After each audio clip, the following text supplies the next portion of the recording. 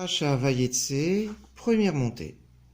Vayetse Yaakov mi Be'er Shava, Vayelech Harana, Vayivga Bamakom, Vayalen Sham, Kiva Hashemesh, Vayikach me'avne Hammakom, Vayasem Mera Ashotav, Vaishkav, Bamakom, Hahu. Petite remarque sur la lecture. Vayasem, Mera Ashotav. Le mot Vayasem finit par un mème. Mera Ashotav commence par un mème. On doit bien les séparer, même si les taramim, de toutes les façons, sont disjonctifs, puisque nous avons Tarchas ou Vayasem qui sépare Vayasem de Mera Ashotav. Mais on doit faire attention de ne pas élider le même et de ne prononcer qu'un seul même nom. Vayasem Mera Ashotav.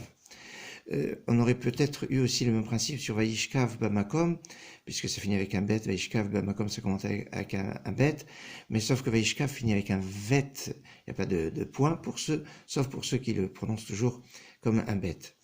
Vayahalom veine sulam mutsav arza verosho magia hashamayma veine malach Elohim olim veyoredim bo. Ici aussi on a sulam mutsav arza, deux remarques. Sulam et mutsav, même principe que nous avons évoqué pour Vayasem Mera Ashotav. Et mutsav arza, quand nous avons un mot qui finit avec une consonne, mutsav, et que le mot suivant commence avec un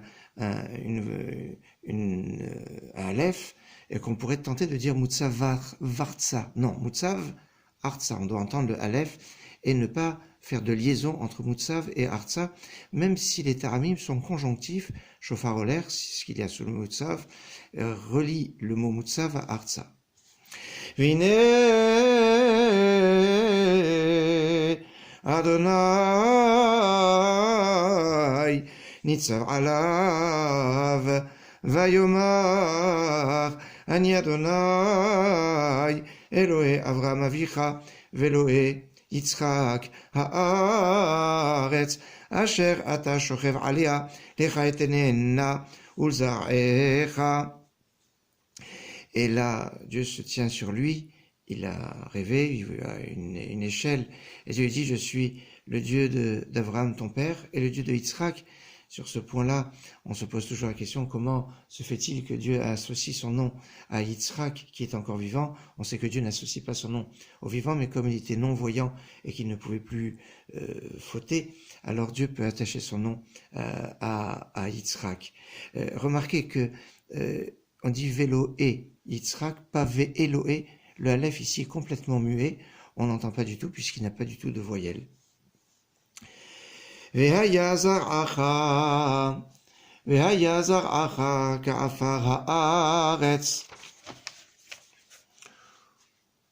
ufaratzta yamma vakedma vetzafona vanegba venivrechu vecha kol mishpechot ha'adama uvzar'echa vine anochi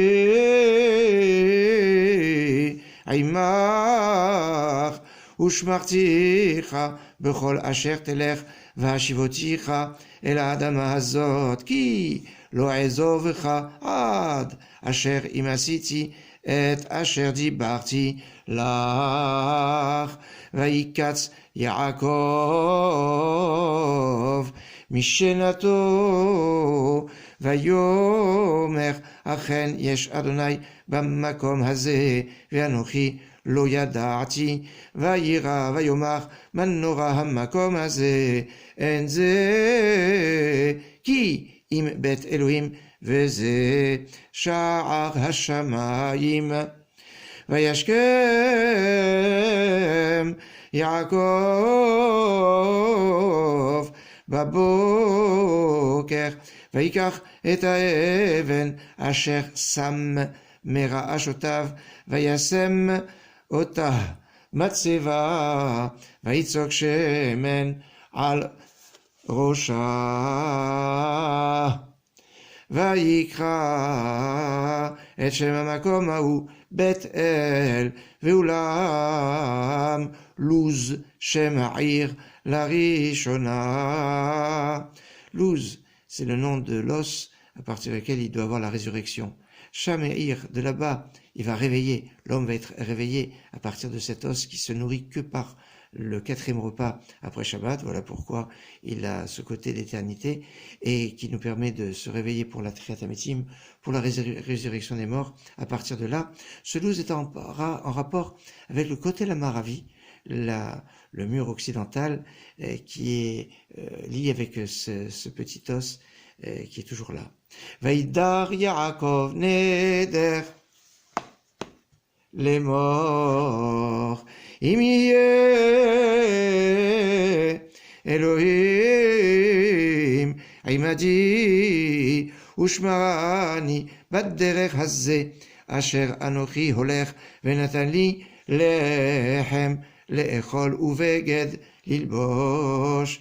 L'explication est bien connue, du pain pour manger et des vêtements pour s'habiller.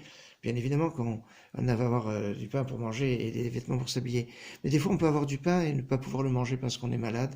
On peut avoir des vêtements, mais ils restent dans la garde-robe parce qu'une personne ne peut pas sortir, parce qu'elle peut être malade, pas forcément, pas de problème de confinement. Et bien, Yaakov demande à Dieu de pouvoir avoir du pain pour pouvoir le manger et le manger avec appétit et une bonne santé, et de pouvoir porter ses vêtements avec une bonne santé.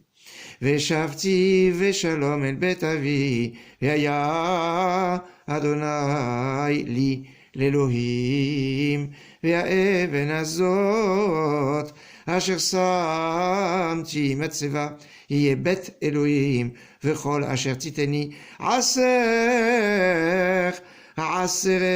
לך.